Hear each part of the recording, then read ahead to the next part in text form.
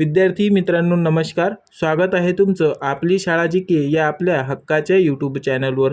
मित्रांनो, आपण तलाठी भरतीसाठी MPSC पॅटर्ननुसार 30 संभाव्य प्रश्नसंचांची सिरीज सुरू केली आहे. त्या 30 प्रश्नसंचांपैकी मित्रांनो आजचा हा 17व्या नंबरचा संभाव्य प्रश्नसंच आहे. बघूया आजचा महत्त्वपूर्ण प्रश्नसंच. प्रश्न क्रमांक पहिला आहे, महाराष्ट्रातील पेंच म्हणजेच आपण त्याला जवाहरलाल नेहरू राष्ट्रीय उद्यान म्हणतो, हे उद्यान कोणत्या जिल्ह्यात आहे आणि ते कोणत्या नदीकाठी वसलेले आहे. मित्रांनो, हा प्रश्न फार महत्त्वाचा आहे. मित्रांनो, आपल्या सिरीजमध्ये आपण जीकेच्या प्रत्येक विषयाचे 5-5 प्रश्न घेत आहोत. तर मित्रांनो, हे भूगोल या विषयावरील प्रश्न चालू आहे. यामध्ये लक्षात ठेवा, महत्त्वाचे पॉईंट आहे की पेंच राष्ट्रीय उद्यान हे नागपूर जिल्ह्यात असून ते पेंच नदीच्या खोऱ्यात वसलेले आहे. हे उद्यान महाराष्ट्र आणि मध्य प्रदेश अशा 2 राज्यांच्या सीमांवर पसरलेले आहे. मित्रांनो, एक पॉईंट आणखी नोट करून घ्या की प्रसिद्ध रुडयार्ड किपलिंग यांच्या द जंगल बुक मधील कथेची जी पार्श्वभूमी आहे ते याच पेंचच्या जंगलावर आधारित आहे. येथे प्रामुख्याने वाघ, बिबट्या आणि विविध प्रकारचे हरीण आढळतात. मित्रांनो, पेंच राष्ट्रीय उद्यानमध्येच वाघ, बिबट्या आणि विविध प्रकारचे हरीण आढळतात. ठीक आहे मित्रांनो, तर या प्रश्नाचे अचूक उत्तर होईल पर्याय क्रमांक ब, नागपूर येथे पेंच राष्ट्रीय उद्यान आहे.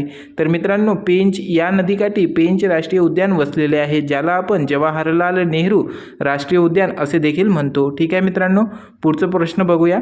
प्रश्न क्रमांक दुसरा आहे, महाराष्ट्रातील कोणते शहर भारताची ऑरेंज सिटी म्हणून ओळखले जाते. मित्रांनो, प्रश्न फार महत्त्वाचे आहेत. अजूनपर्यंत तुम्ही आपली शाळा जीकेला सबस्क्राईब केले नसेल तर आत्ताच करून घ्या.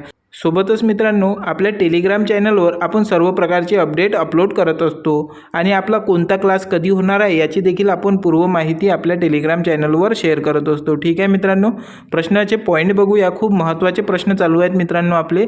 यामध्ये लक्षात ठेवा, नागपूर हे शहर प्रामुख्याने संत्र्यांच्या उत्पादनासाठी प्रसिद्ध असल्याने त्याला आपण ऑरेंज सिटी म्हणतो. आणखी एक पॉईंट नोट करा मित्रांनो, नागपूरची जी संत्री आहे हे जागतिक स्तरावर नागपूरची संत्री या नावाने लोकप्रिय आहे. नागपूर हे महाराष्ट्रातील उपराजधानी असून ते विदर्भातील सर्वात मोठे शहर आहे. नागपूर शहराला 0 मैलाचा दगड 0 माइलस्टोन म्हणून देखील ओळखले जाते. तर मित्रांनो, या प्रश्नाचे अचूक उत्तर होईल पर्याय क्रमांक बी, नागपूर येथे आपण नागपूरची भारताची ऑरेंज सिटी म्हणून देखील ओळखले जाते, कारण की इथले संत्र जे आहेत ते प्रसिद्ध आहे. प्रश्न फार महत्त्वाचा आहे मित्रांनो. प्रश्न क्रमांक तिसरा आहे, महाराष्ट्रातील कोणता जिल्हा तांबा जस्त खनिजांच्या उत्पादनासाठी प्रसिद्ध आहे. तर मित्रांनो, यामध्ये लक्षात ठेवा, नागपूर आणि भंडारा जिल्ह्यात तांबा आणि जस्ताचे जे साठे आहेत ते फार मोठ्या प्रमाणात आहे. तर सोबतच मित्रांनो, महाराष्ट्रात खनिजांचे सर्वाधिक साठे विदर्भ आणि कोकण पट्ट्यात आहेत. मित्रांनो, चंद्रपूर जिल्हा कोळशांच्या खाणीसाठी प्रसिद्ध आहे.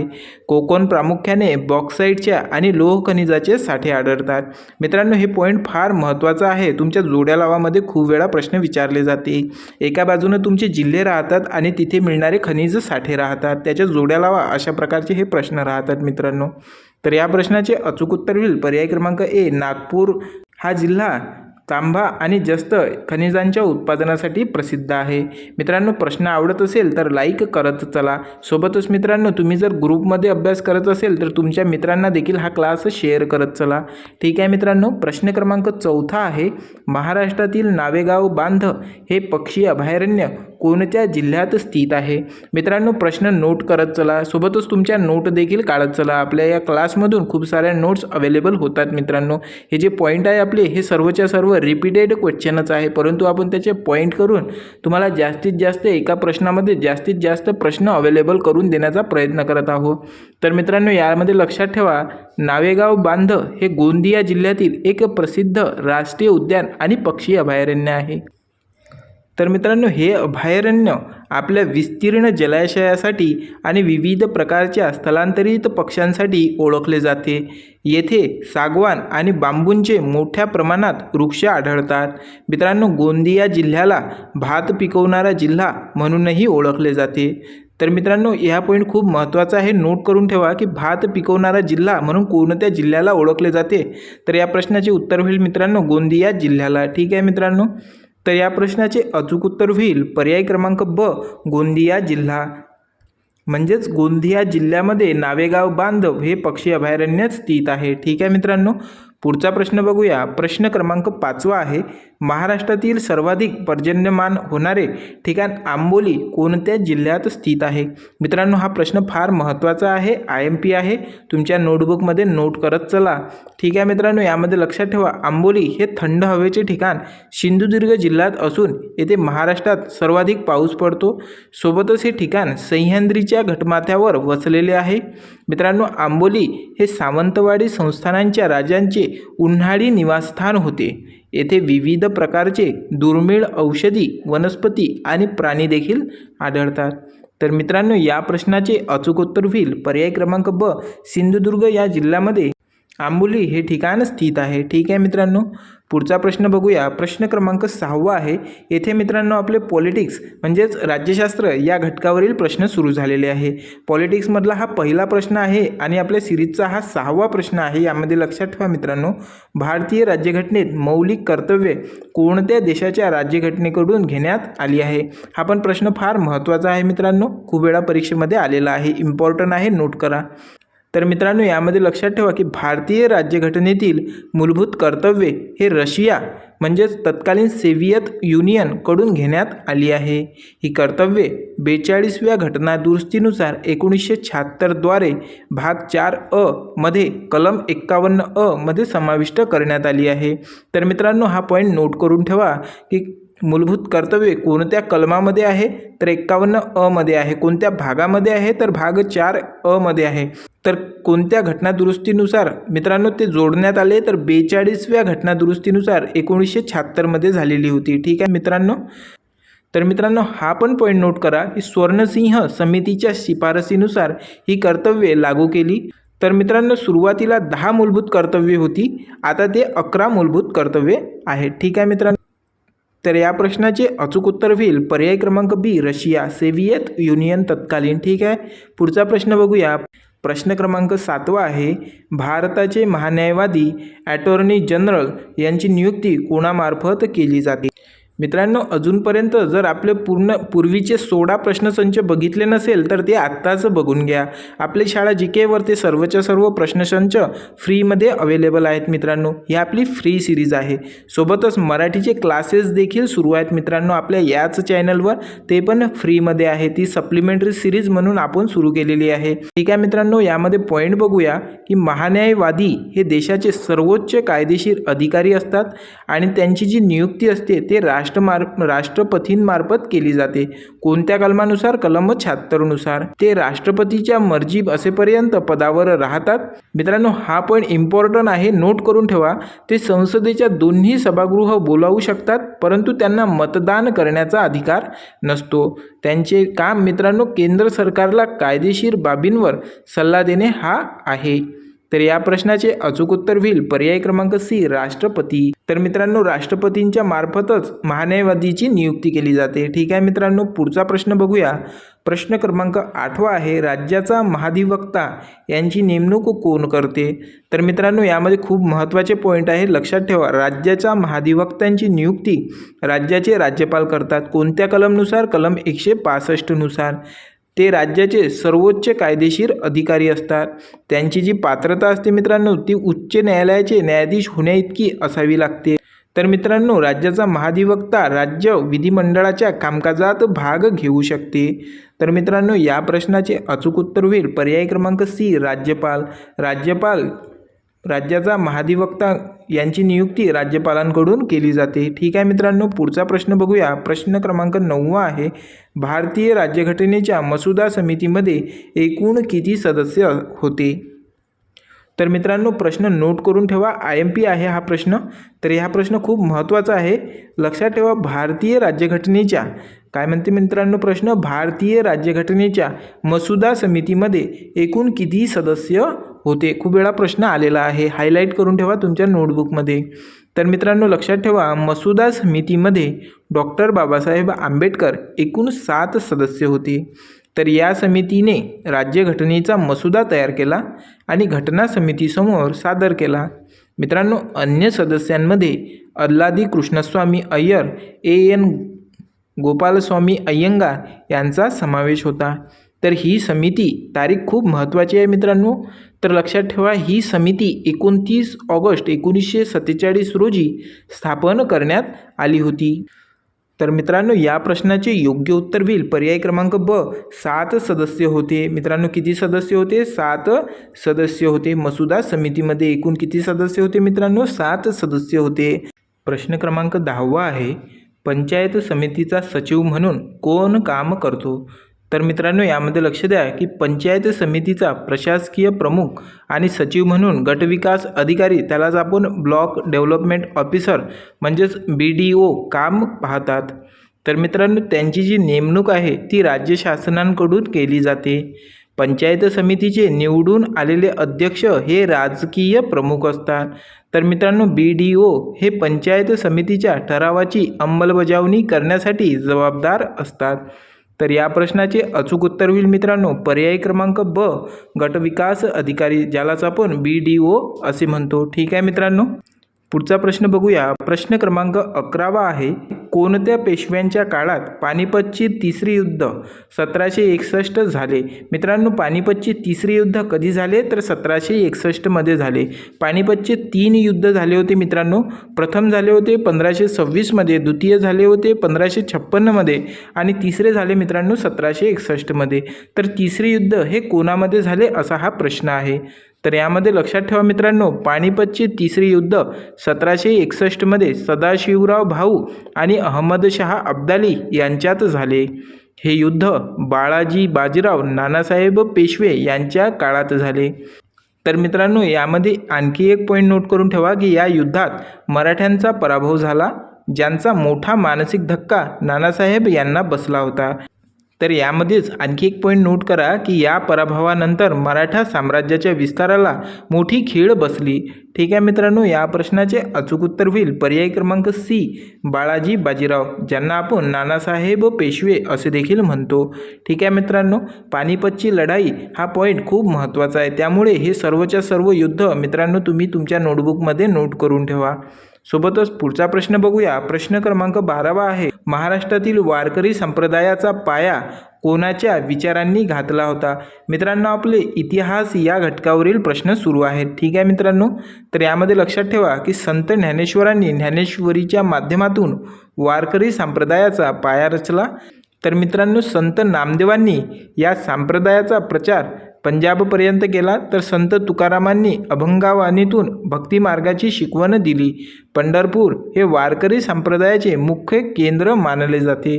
तर या प्रश्नाचा अचूक उत्तर होईल मित्रांनो पर्याय क्रमांक ब, संत ज्ञानेश्वर. तर मित्रांनो, हा प्रश्न मराठी विषयामध्ये देखील येतो, त्यामुळे हा प्रश्न खूप महत्त्वाचा आहे आणि तुमच्या नोटबुकमध्ये नोट करून ठेवा मित्रांनो. ठीक आहे, पुढचा प्रश्न बघूया. प्रश्न क्रमांक 13 आहे, 1857च्या उठावात सातारा भागात कोणाचे नेतृत्व प्रमुख होते?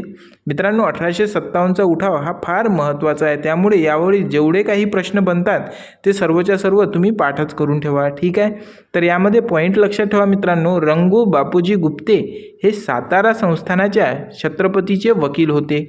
सोबतच त्यांनी साताऱ्यात ब्रिटिश सत्तेविरुद्ध उठाव देखील घडवून आणण्याचा प्रयत्न केला.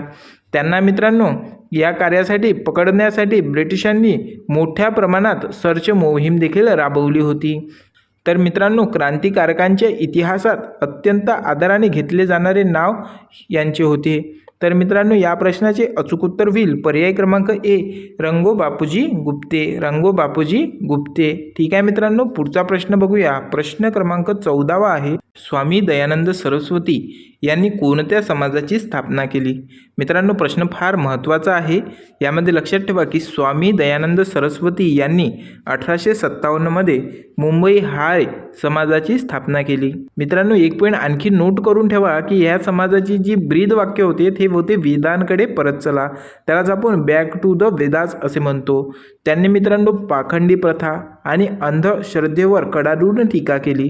तर त्यांचे सत्यार्थ प्रकाश हा ग्रंथ अत्यंत प्रसिद्ध आहे. तर या प्रश्नाचे अचूक उत्तर होईल मित्रांनो पर्याय क्रमांक ब, आर्य समाज. स्वामी दयानंद सरस्वती यांनी आर्य समाजाची स्थापना केली, ज्याचे मुख्य ब्रीद वाक्य काय होते मित्रांनो, तर वेदांकडे परत चला. ठीक आहे मित्रांनो, पुढचा प्रश्न बघूया. प्रश्न क्रमांक 15 आहे.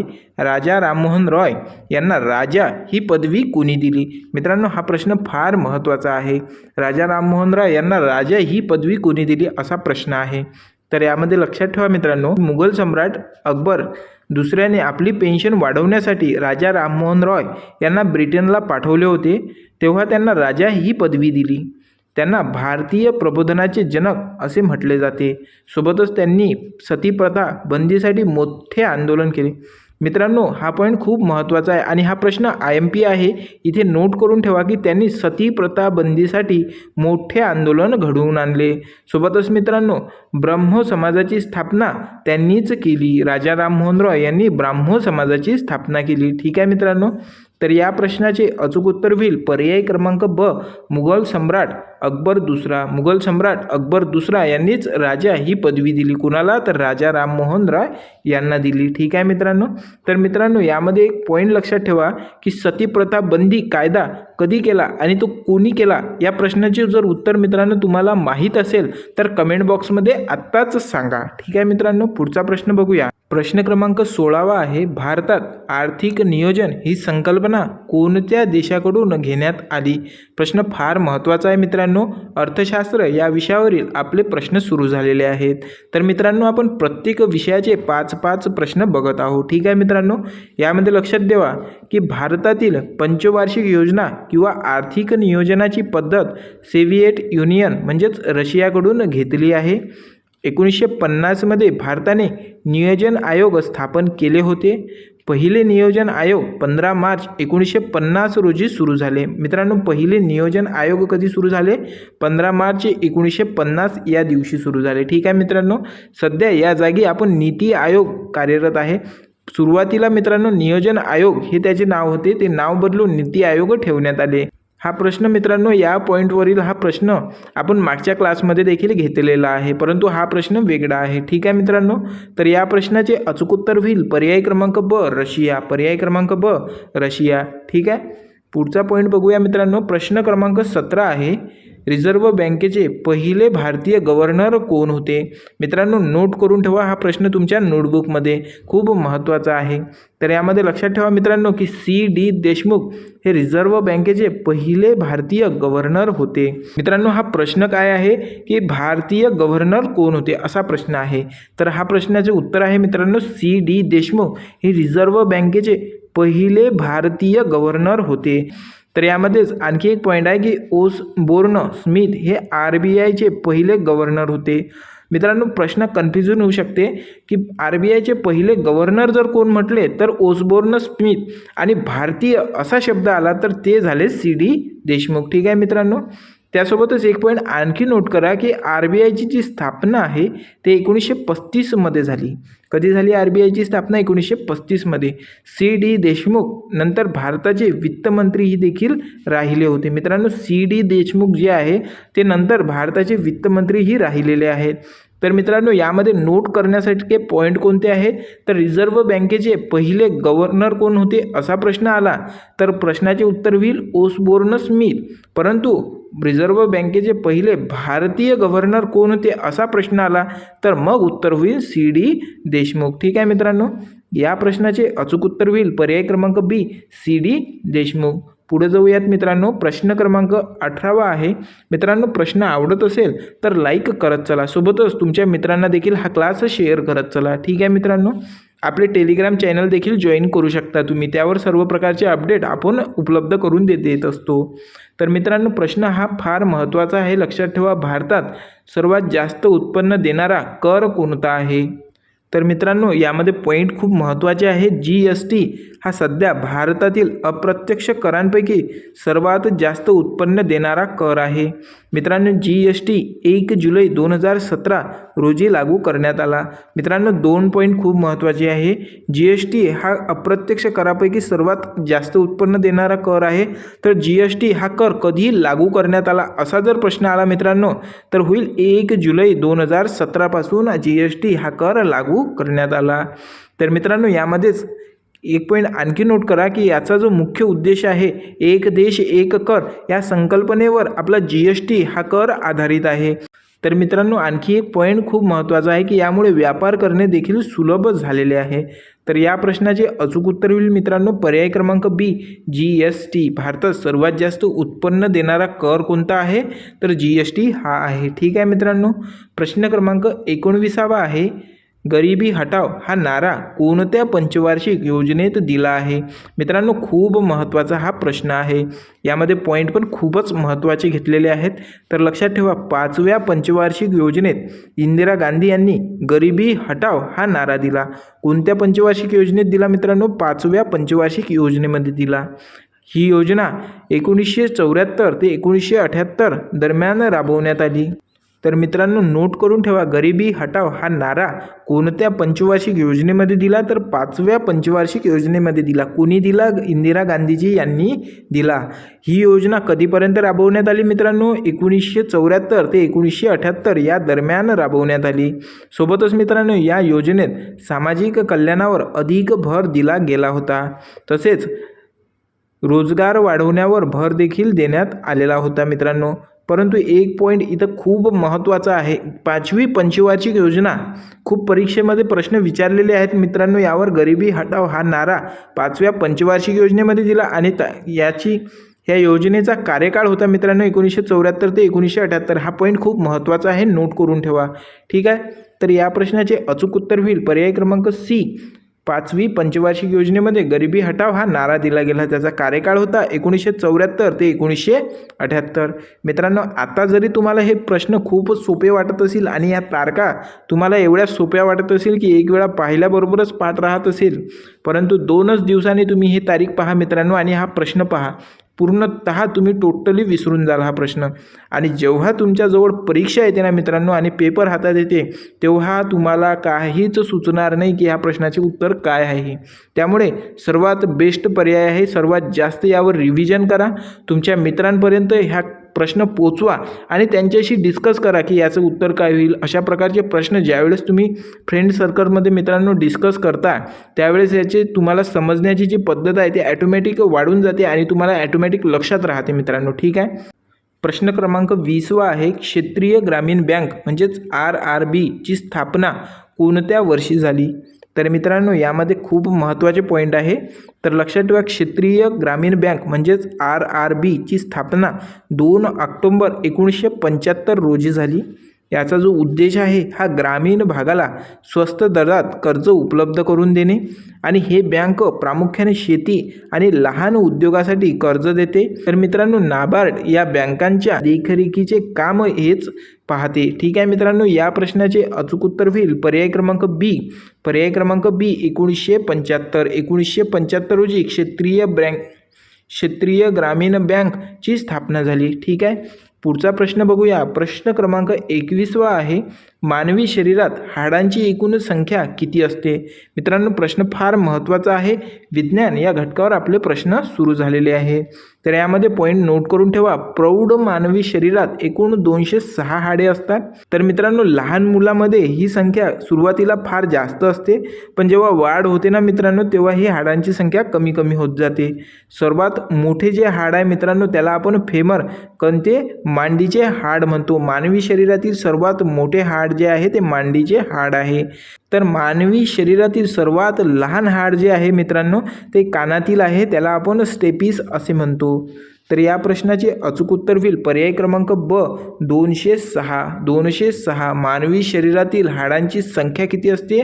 तर 206 एवढी असते। ठीक आहे मित्रांनो, प्रश्न क्रमांक 22 आहे, वनस्पतीमध्ये प्रकाश संश्लेषण क्रिया कोणत्या भागात घडते? त्यालाच आपण काय म्हणतो मित्रांनो? तर फोटोसिंथेसिस असे म्हणतो। ठीक आहे, यामध्ये लक्षात ठेवा मित्रांनो की वनस्पतीमध्ये प्रकाश संश्लेषणाची क्रिया पानामध्ये घडते।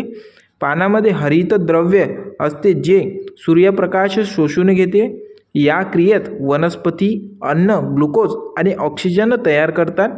कार्बन डायऑक्साईड आणि पाणी हे यासाठी आवश्यक घटक आहे। तर या प्रश्नाचे अचूक उत्तर होईल मित्रांनो पर्याय क्रमांक ब पाने। पर्याय क्रमांक ब पाने। ठीक आहे, वनस्पतीमध्ये प्रकाश संश्लेषणासाठी सर्वात महत्त्वाचा भाग कोणता आहे मित्रांनो? तर पाने हा आहे।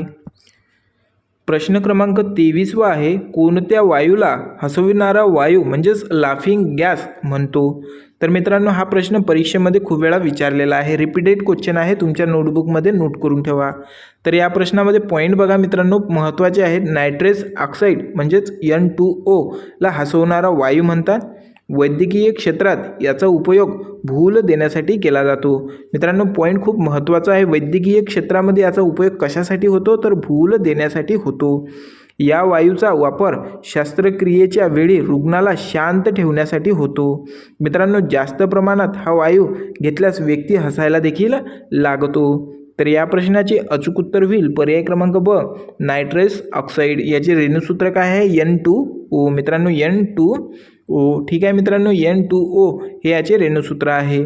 पुढचा प्रश्न बघूया. प्रश्न क्रमांक 24 आहे, रक्त गोठवण्यासाठी ब्लड क्लॉटिंग कोणते जीवनसत्व आवश्यक असते? तर मित्रांनो, यामध्ये पॉईंट महत्त्वाचे आहे, नोट करून ठेवा. रक्त गोठवण्याच्या प्रक्रियेसाठी जीवनसत्व के अत्यंत आवश्यक असते. या जीवनसत्वाच्या कमतरतेमुळे जखम झाल्यावर रक्त थांबत नाही. हे जीवनसत्व हिरव्या पालेभाज्यांमध्ये मोठ्या प्रमाणात मिळते. मित्रांनो, यकृतांमध्ये हे जीवनसत्व तयार होण्यास मदत मिळते. तर मित्रांनो, खूप महत्त्वाचं आहे की रक्त गोठवण्यासाठी सी जीवनसत्व आवश्यक असते. पर्याय क्रमांक बी हे याचं अचूक उत्तर होईल. पुढचा प्रश्न बघूया मित्रांनो. प्रश्न क्रमांक 25 आहे, मानवी शरीरातील सर्वात मोठी ग्रंथी कोणती आहे? तर मित्रांनो, यामध्ये लक्षात ठेवा की मानवी शरीरातील सर्वात मोठी ग्रंथी ही यकृत आहे. यकृत शरीरातील विषारी पदार्थ बाहेर टाकण्याचे काम करते. यकृताचं कार्य काय आहे मित्रांनो? तर मानवी शरीरातील जे विषारी पदार्थ आहे ते बाहेर टाकणे. तर मित्रांनो, पित्तरस तयार करते. मित्रांनो, लिव्हर म्हणजेच यकृत हे काय करते? तर पित्तरस तयार करते, जे पचनासाठी आवश्यक असते. मित्रांनो, यकृत हे शरीरातील सर्वात महत्त्वाची रासायनिक प्रयोगशाळा आहे. तर या प्रश्नाचे अचूक उत्तर होईल मित्रांनो पर्याय क्रमांक ब, यकृत. मानवी शरीरातील सर्वात मोठी ग्रंथी कोणती? तर यकृत हे याचे योग्य उत्तर होईल. प्रश्न क्रमांक 26 आहे मित्रांनो, समाज सुधारक या घटकावरचे आपले हे प्रश्न सुरू झालेले आहेत. डॉक्टर बाबासाहेब आंबेडकर यांनी कोणत्या शहरात दीक्षाभूमी येथे बौद्ध धर्माची दीक्षा घेतली? बौद्ध धर्माची दीक्षा कुठे घेतली असा प्रश्न आहे मित्रांनो. तर मित्रांनो, हा खूप महत्त्वाचा प्रश्न आहे, नोट करून ठेवा. डॉक्टर बाबासाहेब आंबेडकर यांनी 14 ऑक्टोंबर, तारीख खूप महत्त्वाची आहे मित्रांनो, 14 ऑक्टोंबर 1956 रोजी नागपूर येथे दीक्षाभूमीवर बौद्ध धर्माचा स्वीकार केला. ठीक आहे मित्रांनो, कुठे केला? नागपूर येथे. कशा? दीक्षाभूमीवर बौद्ध धर्माचा स्वीकार केला. तारीख कोणती होती? 14 ऑक्टोंबर 1956. या दिवशी त्यांच्यासोबत लाखो अनुयायांनी देखील धर्मांतरण केले. मित्रांनो, ही घटना इतिहासात धम्मचक्र प्रवर्तन म्हणून ओळखली जाते. तर मित्रांनो, आज जी ही जागा आहे ते एक जागतिक स्तरावरील पवित्र बौद्ध तीर्थक्षेत्र म्हणून ओळखले जाते. तर या प्रश्नाचे अचूक उत्तर होईल मित्रांनो पर्याय क्रमांक ब, नागपूर येथे. नागपूर येथे डॉक्टर बाबासाहेब आंबेडकर यांनी दीक्षाभूमी येथे दीक्षा घेतली बौद्ध धर्माची. ठीक आहे मित्रांनो, तारीख होती आपली 14 ऑक्टोंबर 1956 या दिवशी. ठीक आहे, पुढचा प्रश्न बघूया. प्रश्न क्रमांक 27 आहे, महर्षी कर्वे यांनी मुलींसाठी पहिले विद्यापीठ कोठे स्थापन केले? तर मित्रांनो, खूप महत्त्वपूर्ण हा प्रश्न आहे. यामध्ये लक्षात ठेवा, महर्षी धोंडो केशव कर्वे यांनी 1916 मध्ये मुंबई येथे मुलींसाठी पहिले विद्यापीठ, काय नाव होते? SNDT स्थापन केले. हे आशियातील पहिले महिला विद्यापीठ ठरले. मित्रांनो, स्त्री शिक्षणासाठी त्यांनी आपले संपूर्ण जीवन वेचले. त्यांच्या या कार्याचा गौरव म्हणून त्यांना भारतरत्न पुरस्कार मिळालेला आहे. तर मित्रांनो, या प्रश्नाचे अचूक उत्तर होईल पर्याय क्रमांक ब, मुंबई येथे. ठीक आहे मित्रांनो, पहिले मुलींसाठी पहिले विद्यापीठ कोठे स्थापन केले? तर मुंबई या ठिकाणी केले. पुढचा प्रश्न बघूया. प्रश्न क्रमांक 28 आहे, बालविवाह प्रतिबंध करण्यासाठी शारदा कायदा कोणत्या वर्षी मंजूर झाला? मित्रांनो, यामध्ये पॉईंट महत्त्वाचे आहे, नोट करून ठेवा. शारदा कायदा कधीचा आहे? 1929चा आहे. बालविवाह प्रतिबंध करण्यासाठी हा कायदा झालेला होता 1929 मध्ये. सोबतच मित्रांनो, या कायद्यानुसार मुलांचे जे वय आहे ते 18 आणि मुलींचे वय किती? तर 14 निश्चित केले गेले. मित्रांनो, हरविलास शारदा यांच्या प्रयत्नामुळे हा कायदा शक्य झाला. सामाजिक सुधारणेसाठी हा एक अत्यंत महत्त्वाचा टप्पा मानला जातो. तर या प्रश्नाचे अचूक उत्तर होईल मित्रांनो पर्याय क्रमांक ब. कधी झाला तर 1929 मध्ये झाला. बालविवाह प्रतिबंधक कायदा शारदा कायदा हा कधी झाला? 1929 या दिवशी झाला. ठीक आहे मित्रांनो, पुढचा प्रश्न बघूया. प्रश्न क्रमांक 29वा आहे. डॉक्टर पंजाबराव देशमुख यांनी शिक्षण प्रसारक कोणती संस्था काढली? यामध्ये लक्ष ठेवा मित्रांनो की डॉक्टर पंजाबराव देशमुख यांनी 1932 मध्ये अमरावती येथे श्री शिवाजी शिक्षण संस्था स्थापन केली. तर विदर्भातील शैक्षणिक प्रगतीत या संस्थेचा मोठा वाटा आहे. मित्रांनो, भाऊसाहेब देशमुख हे स्वतंत्र भारताचे पहिले कृषी मंत्री होते. मित्रांनो, हा पॉईंट नोट करून ठेवा, IMP आहे. भाऊसाहेब देशमुख हे स्वतंत्र भारताचे पहिले कृषी मंत्री होते. ठीक आहे मित्रांनो, त्यांनी ग्रामीण भागातील शिक्षणासाठी आयुष्यभर कार्य केले. तर या प्रश्नाचे अचूक उत्तर होईल पर्याय क्रमांक ब.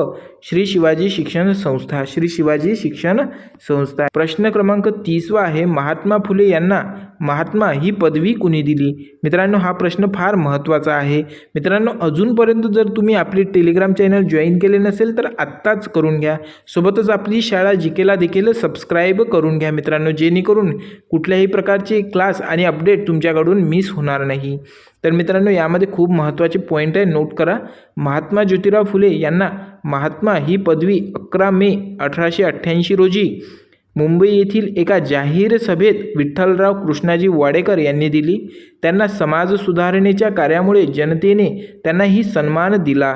ज्योतिराव फुले हे महाराष्ट्रातील पहिले समाजसुधारक होते ज्यांनी शिक्षणाला महत्त्व दिले. त्यांनीच मित्रांनो आयुष्यभर शोषितांच्या न्यायासाठी लढा देखील दिला.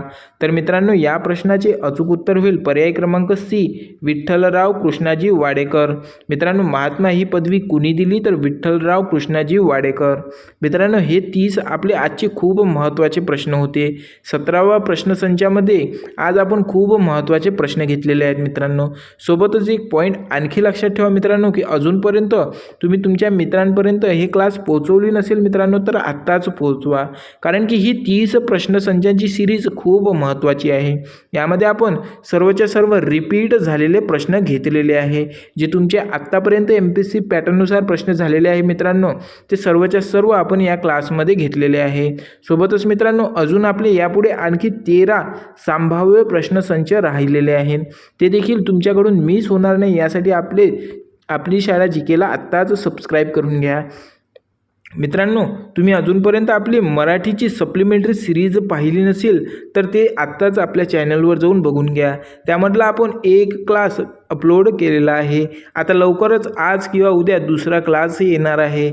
मित्रांनो, आदिवासी विकास भरतीचा तुम्ही फॉर्म भरला असेल तर त्याची देखील आपल्या चॅनलवर आपण क्लास अपलोड केलेला आहे, तो देखील तुम्ही बघून घ्या. यामध्ये आणखी आपण 2 क्लास आणखी अपलोड करणार आहोत. आपण 500 प्रश्नसंच घेणार आहोत मित्रांनो. 1-2 क्लासमध्येच हे सर्वच्या सर्व आटपून टाकू, कारण की आपण मॅरेथॉन क्लास घेऊ. ठीक आहे मित्रांनो, आजच्या या महत्त्वपूर्ण प्रश्नांबद्दल तुमची काही महत्त्वाची सूचना असेल तर ते कमेंट बॉक्समध्ये सांगा.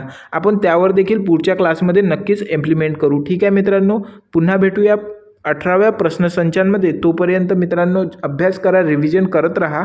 ठीक आहे मित्रांनो, जय हिंद, धन्यवाद.